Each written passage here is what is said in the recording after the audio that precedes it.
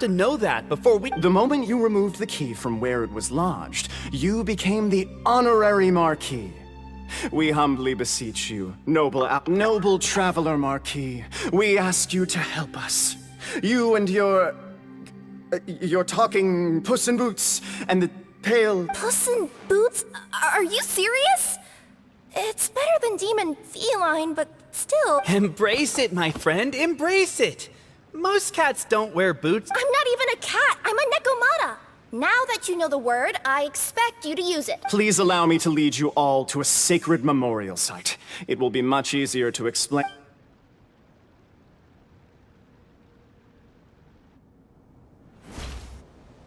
This place is sacred to my clan. It's where our brave forefathers once took up arms against the dragon after a bitter battle that dragged on for many days and nights. Finally, our forefathers fought the dragon into submission, and it fled. They took turns, though. Some forefathers worked the day shift, while others worked the night shift. So they say. It's just a legend, though. Wait a second?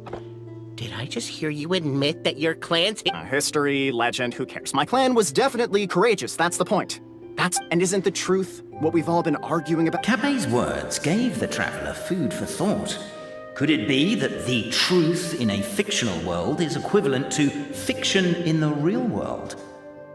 But that would have to wait. Apparently, Capet was not alone in his pilgrimage to this sacred site. Unwanted company had arrived. The traveler and the talking cat, Nekomata, decided to teach them some manners.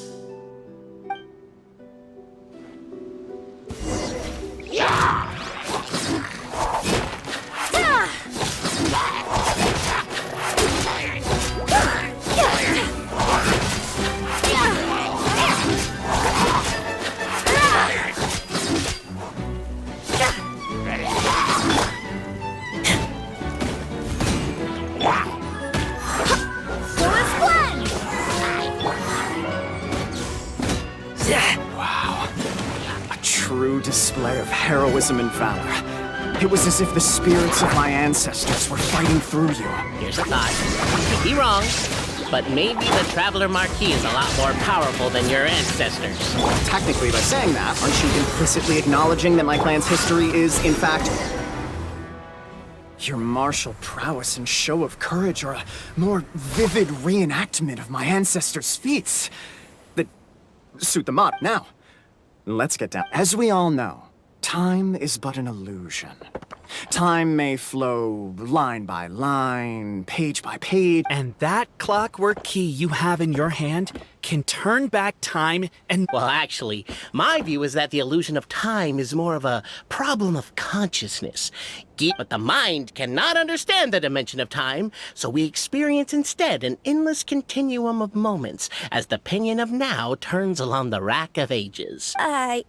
I'm getting flashbacks to when I was delivering packages to the Sumeru Academia. A teacher once asked Albizzi what his greatest fear was, and he replied, dragons. Boberano was asked the same question. He replied, time, and repeated the argument we just heard. The teacher then turned to Capet and posed the same question. He replied, Boberano.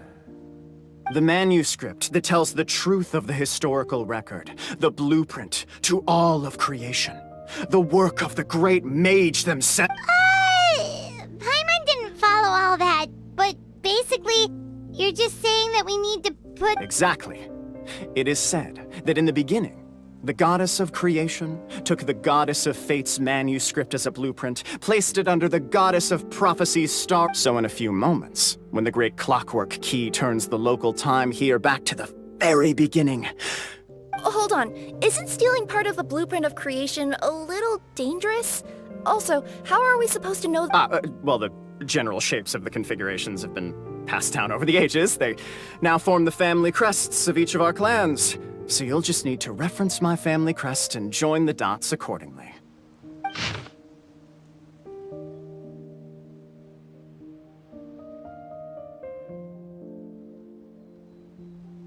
To address your other concern, When the house has already been built, do you really think that taking away the construction crew and... The Traveler Marquis prepares to insert the great clockwork key into the nearby keyhole.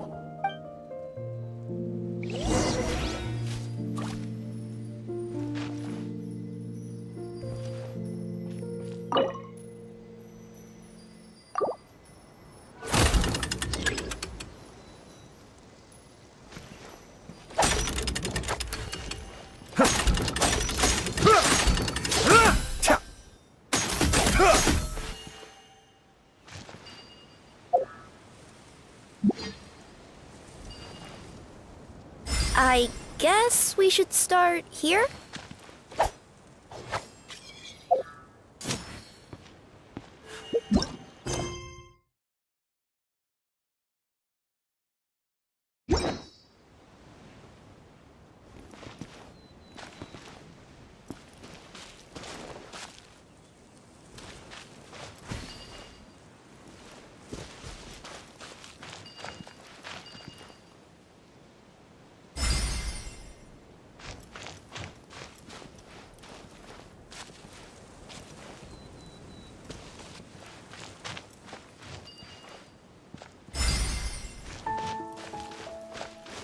Why don't you give it another try?